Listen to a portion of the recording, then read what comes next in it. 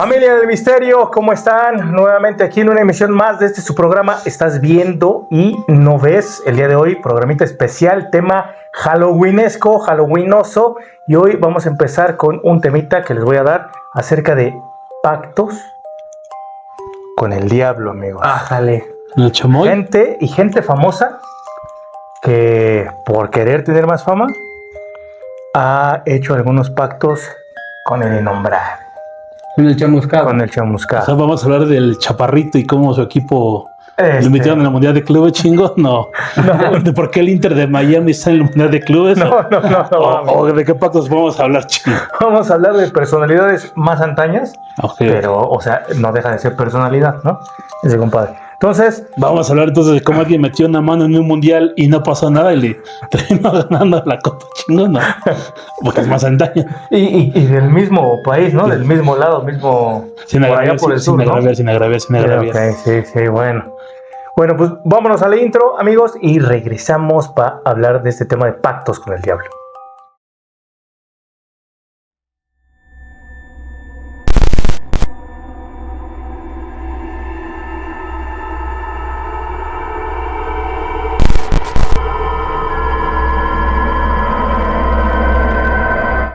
Estás viendo y no ves.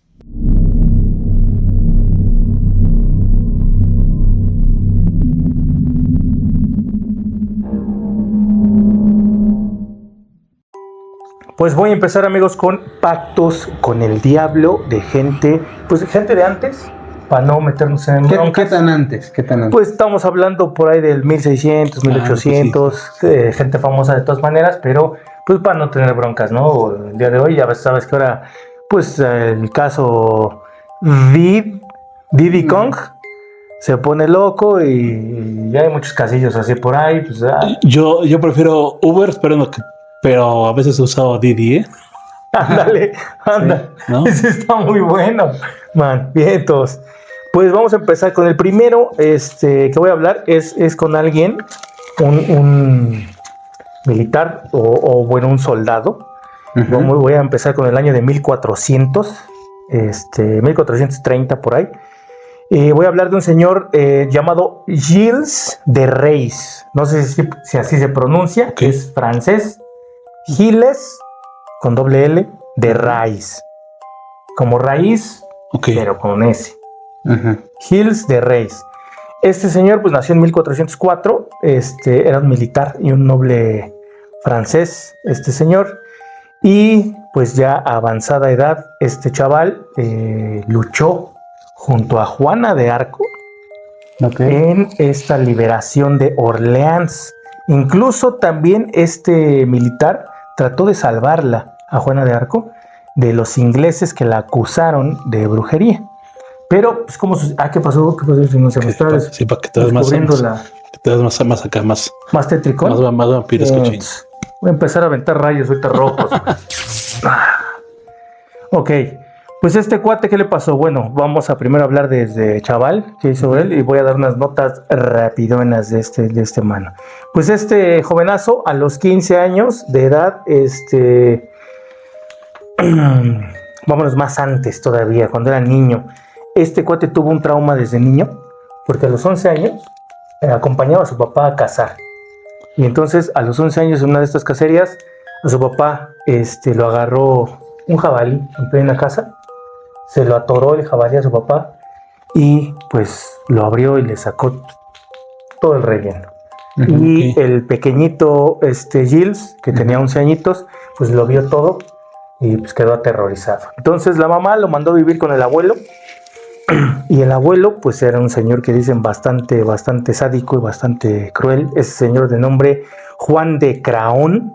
Uh-huh. Y ahí se educó este compadre hasta los 15 años de edad, porque a los 15 años de edad Gilles pues se colocó como caballero armado. O sea que para el abuelo todos eran generación de cristal, de ahí para adelante. Todos si ahorita estuviera el abuelo, no te la acabas, compadre. Si es que había un candidato antes que quería mochar mano. Sí.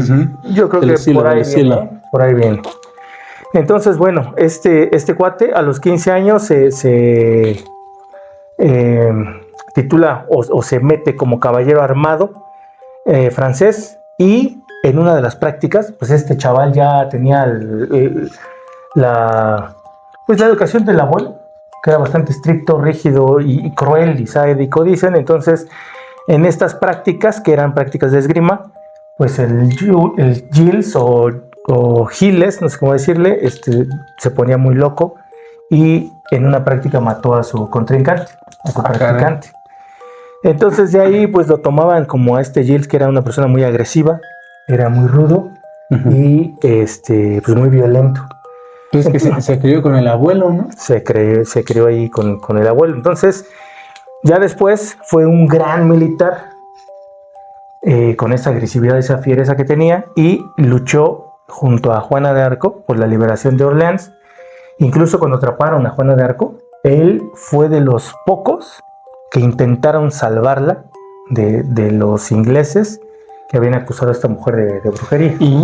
Al no lograrlo, y casi también se lo echan a este cuate, después de esa batalla, pues se retira de este compadre, y ya retirado en sus tierras, a finales de 1431, más o menos, retirado en sus tierras, fue acusado de sodomía y de asesinar a más de 100 niños.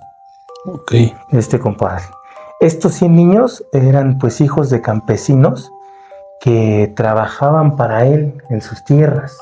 Entonces él pues agarraba a los chavitos y pues aquí viene la cuestión del pacto con el diablo, los ritualizaba para invocar al mismísimo innombrable. Inflantino, ¿eh? Sí, pues por ahí, por ahí. O al Uber. O puede ser a la competencia.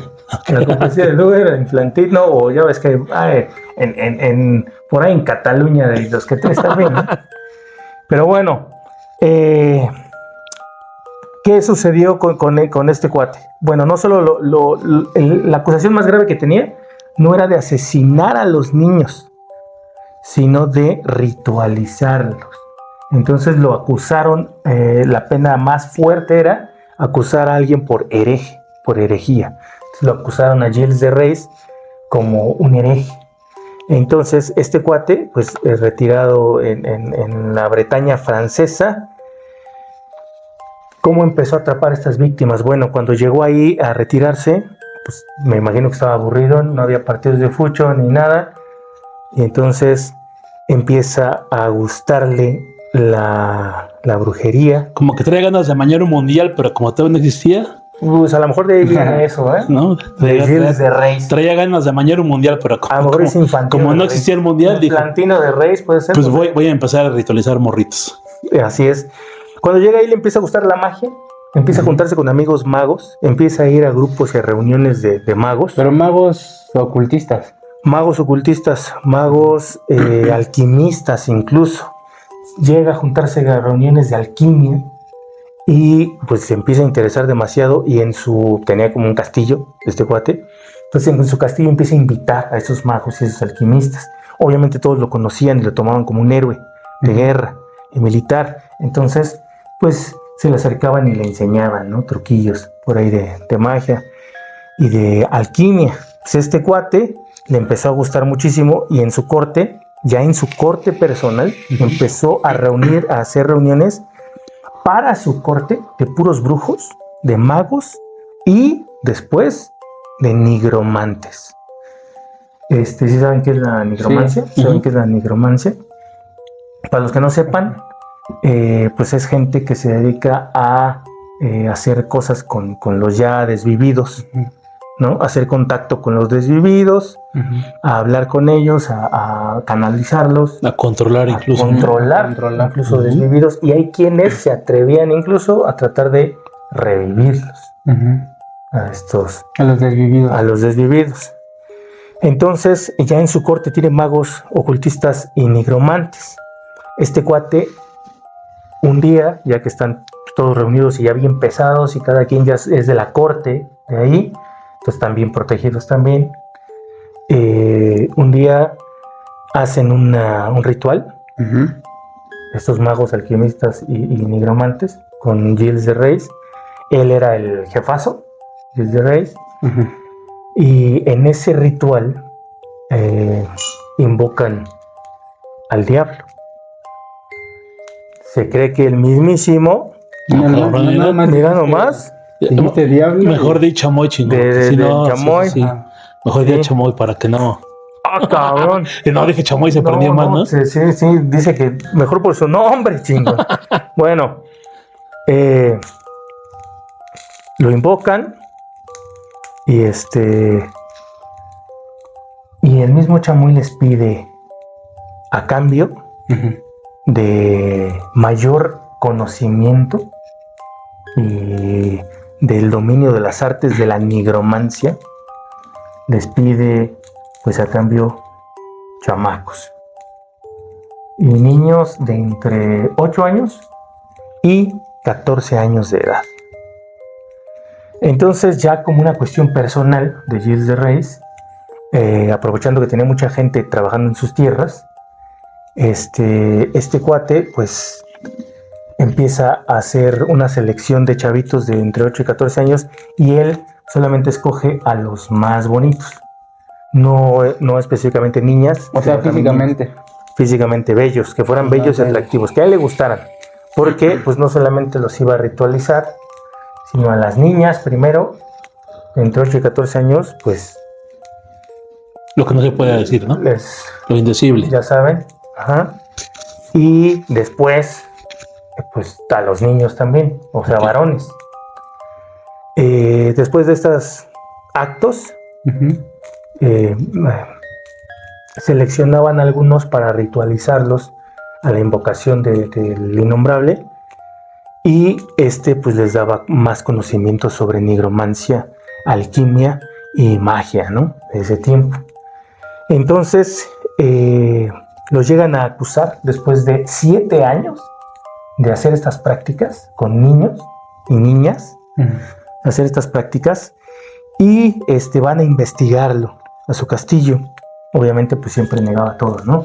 Algo parecido como le pasó a Elizabeth Bathory, ¿no? También. Que se dio el festín Ándale. y la regó cuando se empezó a meter con gente de nobleza. De nobleza, Y ya fue donde exactamente. ya empezaban a investigar y bueno, Sí. salió todo el desmadre, ¿no? Sí, pues este cuate, pues no, se metía solamente con campesinos, con hijos de campesinos y con niños que por ahí veía que andaban como perdidos o que eran de gente foránea. Que en ese tiempo era bien común, ¿no? Que la gente fuera más silvestrona, más Exacto, y pues él, imagínate, tenía un castillo y ex militar y lo habían tratado como héroe y todo esto, que había peleado con Juana de Arco y demás. Pues tardaron 7 años en hacer la investigación y lograr entrar al castillo. Y ahí descubren que este señor en una de sus torres, dicen que tenía 40 cuerpos quemados dicen en Machecul o Machecul, no sé cómo se pronuncia en francés, una disculpa. Nomás hablo francés cuando me enojo, chingones. Nomás cuando me hacen enojar, mira, francés fluido, ¿eh? Pero mientras... Nativo. Sí, nativísimo. Pero mientras, pues bueno, descubrieron ahí en esta torre a 40 niños que tenía. Después se descubrió que eran más de 100 niños en total. Esta persona, pues ya en la corte, ya confesaría y diría que sí, efectivamente, él no era solamente asesino, sino que estos niños habían sido ritualizados. Okay. Los utilizaban para hacer invocaciones y nigromancia. Bueno, este es el primer cuate. El segundo es ¿Otro cuate? Giuseppe Tartini. Este señor Tartini, que yo creo que más gente lo va a conocer, era un violinista, un violinista y considerado uno de los mejores violinistas en la historia. Él se encontraba en el convento de San Francisco de Asís en Italia, recluido. Él quería ser músico y peleaba por ser músico, y entonces a los 21 años, dentro del convento de San Francisco de Asís, entra a su cuarto el diablo, el innombrable, otra vez. Entra y este innombrable le dice a él, a Giuseppe Tartini, le dice: me ofrezco para ser tu siervo a cambio de tu alma. pídeme lo que quieras, te lo voy a conceder, pero dame tu alma. Entonces Tartini, que le encantaba la música y estaba obsesionado con la música, le dijo Un Grammy, chingón. que le pedía una condición. Le pedía un Grammy. Le pedía una condición, dijo, toma mi violín y avíntate una rolita romántica. Y yo voy a saber si eres capaz o no. Y entonces, esto lo voy a leer porque esto es escrito por parte de Giuseppe Tartini. El diablo toma el violín y empieza a tocar, ¿no? Entonces dice Tartini: mi asombro fue enorme cuando lo escuché tocar con gran bravura e inteligencia una sonata tan singular y romántica como nunca antes había oído. Tal fue mi maravilla, éxtasis y deleite que quedé pasmado y una violenta emoción me despertó. O sea, él creía que estaba dormido viendo todo eso. Entonces reaccionó o se despertó. Y entonces, inmediatamente, al despertar, tomé mi violín deseando recordar al menos una parte de lo que recién había escuchado. Pero fue en vano. La sonata que compuse entonces es, por lejos, la mejor que jamás he escrito. La que él trató de replicar. Ajá. Es la que jamás he escrito y aún la llamo la Sonata del Diablo. Y así la pueden encontrar en YouTube, esa rolita. Ahí está. Pero resultó tan inferior a lo que había oído en el sueño que me hubiese gustado romper mi violín en pedazos y abandonar la música para siempre. Esto fue una carta que le redactó a uno de sus amigos, un amigo pues obviamente escéptico, y este amigo se llamaba Joseph Jerome Lalande. Él era astrofísico. Cabe señalar que Giuseppe Tartini era esloveno, nació en 1692 y murió en 1770. Este señor murió por gangrena en una pierna, pero se trasladó a Italia y ahí estaba en el convento de San Francisco de Asís donde le pasó esto. De ahí sí se convirtió en, para algunos, el mejor violinista de la historia. Y Giuseppe Reyes esa pieza, amigo, sí la te puedo ahí se las vamos a poner para que la escuchen. La vamos a poner. Sí, 8 segunditos, ¿no? Que es lo que nos deja el youtuber, de ver si. Ajá, un ratito. A ver qué les parece. Y luego tenemos un último pacto. Sí, pero no pasa nada si la pone uno así. Esa rolita. Pues han dicho que no, es una sonata que tocó ese cuate y de hecho en YouTube anda ahí circulando y sin problemas. Pero pues ahí se los dejamos a su propio criterio. Por último tenemos a otro músico, Niccolo Paganini. Este cuate nació en 1782 y este chaval era de Génova y murió en Francia. Ahorita vamos a ver por qué murió en Francia. También dicen que era la competencia de ¿cómo se llama? Tartini. Era su competidor. Porque también lo consideran como uno de los violinistas más virtuosos también. O sea, que el diablo andaba chameando doble. Al diablo, mira, desde el anterior, desde el Gilles, Tartini y Paganini, nos queda claro una cosa con el diablo. Le gusta el violín. Es lo único que yo puedo ver. Que le late el violín, le late. Bueno. Este cuate, se dice que mientras tenía 6 años, compadre, su mamá habría hecho un pacto con el diablo para que su hijo fuera uno de los mejores de la historia, más aún que Tartini, que fuera el mejor violinista de todos los tiempos. Su madre se llama Teresa Bocchiardo.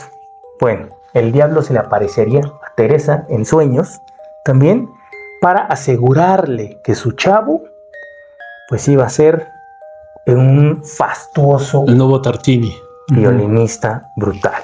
Bueno, su papá Antonio Paganini, de este chaval, al saber esto, pues no le quería tanto a su mamá, pero como su mamá estaba convencidísima de que había soñado con el diablo y el diablo le había asegurado va a ser más brutal que Tartini, su papá entonces se encargó supuestamente de practicar todos los días con Niccolo Paganini para que se le concediera el deseo a su mamá.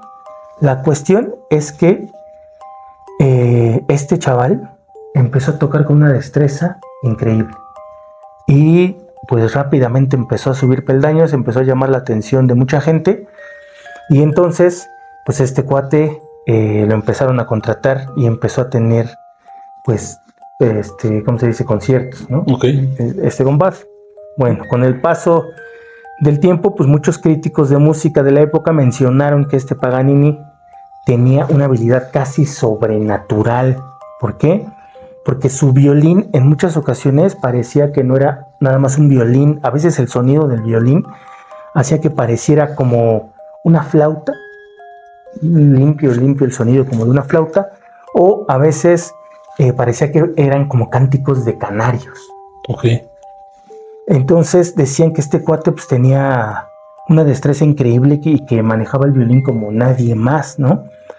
También dicen que poco a poco este niño Niccolo Paganini, bueno, ya adulto, en sus conciertos empezaba a tener unas matices como más macabras, ojos sumidos, piel pálida, Ok. un poco sombrío, no le gustaba hablar, no le gustaba sonreír, casi siempre estaba serio. Macabroso, ¿no? Macabrón el chaval, y con el paso del tiempo, pues su salud... Ahora le dicen darks, ¿no? Ahora le dicen darks. Ahora le dicen emo. Un emo. Y entonces dicen que antes de su muerte, en 1840, este cuate tenía 58 años. Un año antes empezó solamente a mirar hacia un solo punto. Y de ahí no cambiaba su vista. Y más sombrío que nunca, más serio, más callado.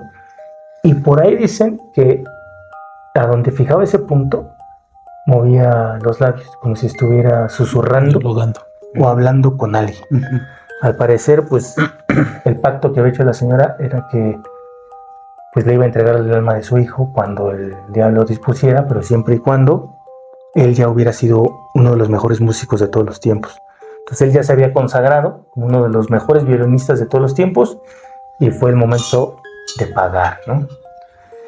Cuando fallece este cuate, es embalsamado y durante un año fue ocultado en el sótano de la familia. ¿Por qué? Porque ninguna iglesia quería darle sepultura, ni quería ir a hacerle pues los rituales y todo esto, ¿no? Por la leyenda que corría alrededor de él, ¿no? Exactamente, por la leyenda de que había impactado y que él era pues una extensión del diablo. Entonces hasta 1876 fue permitido su funeral, pero no en Francia, donde él había nacido, sino en Italia. Allá en Italia lo trasladan, lo pues condecoran como uno de los mejores violinistas de todos los tiempos y le dan sepultura a este cuate. Entonces ahí tenemos 3 casos de gente famosa de antes que pueden ustedes buscar, googlear, que existió y que de hecho se afirma esto en su leyenda de que hicieron pacto con el diablo. Sabemos que hoy hay muchísima gente más, ¿no? Y sobre todo ahorita anda un caso, por eso no ando muchísimo allá en Nueva Zelanda. Y está el embarradero, ¿no? Y está la competencia del Uber, el Didi. Sí. Está metidísimo y muchísima gente más, seguramente en Hollywood, seguramente también en los deportes, en la ciencia, los empresarios, ¿no? Empresarios, políticas, seguramente sí hay muchísimos metidos por ahí. Ahorita que hablas de pactos con el diablo, ¿ya vieron esa película de Una noche con el diablo? Que ya. La entrevista, ¿no? Entonces, muy del estilo, ¿no? Muy del estilo de estar haciendo pactos. Así lo es. Pues hasta ahí con mi tema, amigos, de pactos con el diablo. 3 pactitos con el diablo bien interesantes. Usted ya conoce los de ahora y se imagina varios también. Entonces, sabemos que con estos tipos de energías, este tipo en lo personal, pues no se juega. Todos terminan sucumbiendo ante él. Y pues mal, ¿no? Terminan mal físicamente, mentalmente y emocionalmente. Así que pues mucho cuidadito. Por ahí están las rolitas de Tartini y de Paganini. Búsquenlas, denles una ojeadita bajo su precaución. Pero por ahí andan en el YouTube. Recuerden, familia, suscribirse, darle like, dejar su comentario, anotaciones. Si ustedes conocen otros individuos que hayan hecho pacto con el diablo, pues ahí déjenos sus comentarios. Recuerden darle una vueltecita a nuestras redes sociales, donde tenemos fotografías, imágenes, textos y demás. Instagram, TikTok, Facebook. Y pues hasta aquí un programita más de Estás Viendo y no ves versión Halloween. Nos vemos en el vivo de la siguiente semana. Así lo es, amigo.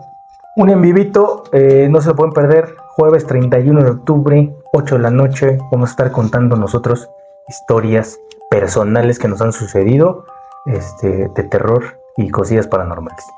Ahora sí, vámonos. Estás viendo y no ves.